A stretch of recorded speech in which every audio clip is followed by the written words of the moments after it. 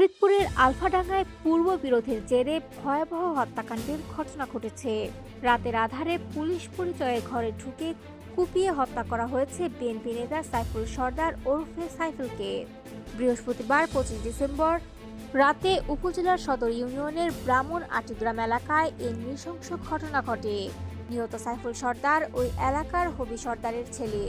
তিনি সদর ইউনিয়ন বিএনপির সাহিত্য ও সাংস্কৃতিক বিষয়ক সম্পাদক ছিলেন এবং পেশায় একজন কৃষক। হামলার সময় ইসমাইল মোল্লা নামে আরও একজন গুরুতর আহত হন। তাকে তাৎক্ষণিকভাবে বোয়ালমারী উপজেলা স্বাস্থ্য কমপ্লেক্সে ভর্তি করা হয়েছে। পুলিশ ও স্থানীয় সূত্র জানায়, এলাকায় আধিপত্য বিস্তারকে কেন্দ্র করে তুহিন ও জুয়েল গ্রুপের মধ্যে দীর্ঘদিন ধরে বিরোধ চলে আসছিল।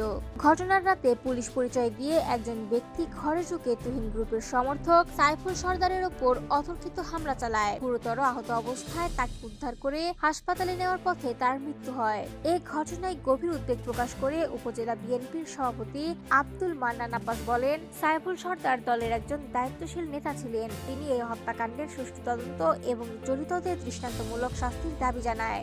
ঘটনাটি নিশ্চিত করে আলফাডাঙ্গা থানার ভারপ্রাপ্ত কর্মকর্তা মোহাম্মদ আবুল হাসনাত খান জানান, দীর্ঘদিনের আধিপত্য বিস্তার সংক্রান্ত বিরোধের জেরে এই হত্যাকাণ্ড ঘটেছে। পুলিশ পরিচয়ে ঘরে ঢুকে হামলা চালানো হয়।